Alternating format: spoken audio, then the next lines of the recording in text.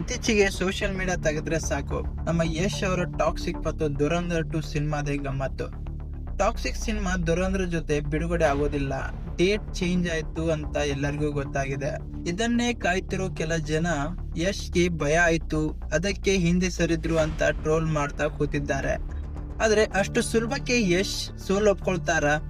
ಈ ನಿರ್ಧಾರದ ಹಿಂದೆ ಏನೋ ಒಂದು ದೊಡ್ಡ ಲೆಕ್ಕಾಚಾರ ಇದ್ದೇ ಇರುತ್ತೆ. ಬರೀ ಎದುರಾಳಿಗೆ ಹೆದರಿ ಹೋದವರಲ್ಲ, ಇದರಲ್ಲಿ ದೊಡ್ಡ ಬಿಸ್ನೆಸ್ ಪ್ಲಾನ್ ಇರ್ತದೆ ಅಷ್ಟೇ. ಎಲ್ಲರಿಗೂ ನಮಸ್ಕಾರ, ನೀವು ನೋಡ್ತಾ ಇದ್ದೀರಾ ಸಿನಿಮಾ ಮಾತು.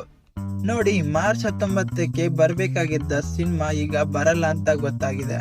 ಅಭಿಮಾನಿಗಳಿಗೆ ಬೇಸರ ಆಗೋದು ಸಹಜ. ಆದ್ರೆ ಹಿಂದಿ ಮಾರುಕಟ್ಟೆಯಲ್ಲಿ ದುರಂಧರ್ 2 ಅಂದ್ರೆ ಸಣ್ಣ ವಿಷಯ ಅಲ್ಲ.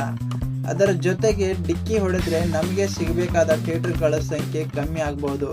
ಮತ್ತೆ ಹೊರದೇಶದ ಮಾರ್ಕೆಟ್ನಲ್ಲೂ KGF 2 ಇಂದ ಯಶ್ಗೆ ದೊಡ್ಡ ಹೆಸರಿದೆ. ದುರಂಧರ್ ಸಿನಿಮಾ ಕೂಡ ದೊಡ್ಡದಾಗಿರೋದ್ರಿಂದ ಎರಡು ಒಟ್ಟಿಗೆ ಬಂದ್ರೆ ಕಲೆಕ್ಷನ್ ಹಂಚಿ ಹೋಗ್ತದೆ.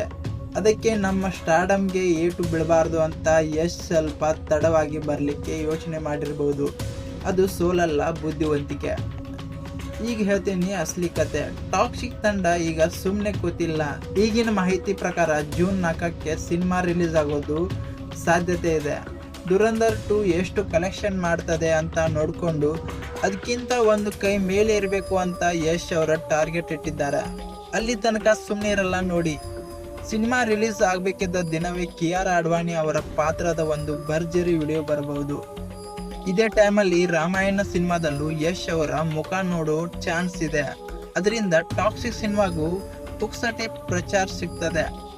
ಅಂದ್ರೆ ಜೂನ್ ತನಕ ಜನರ ಬಾಯಲ್ಲಿ ಈ ಸಿನಿಮಾ ವಿಷಯ ಇರೋ ಹಂಗೆ ನೋಡ್ಕೊಳ್ತಾರೆ.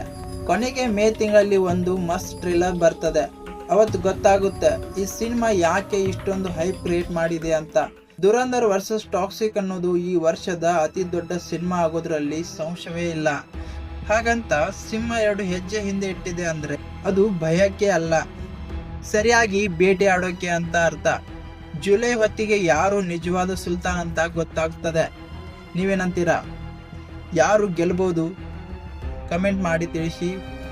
ಆಸ್ ಯೂಶುವಲ್ ಮತ್ತೆ ಭೇಟಿ ಆಗೋಣ. ಬಿಸ್ನೆಸ್ ಮಾಡೋಣ. Offer closer soon.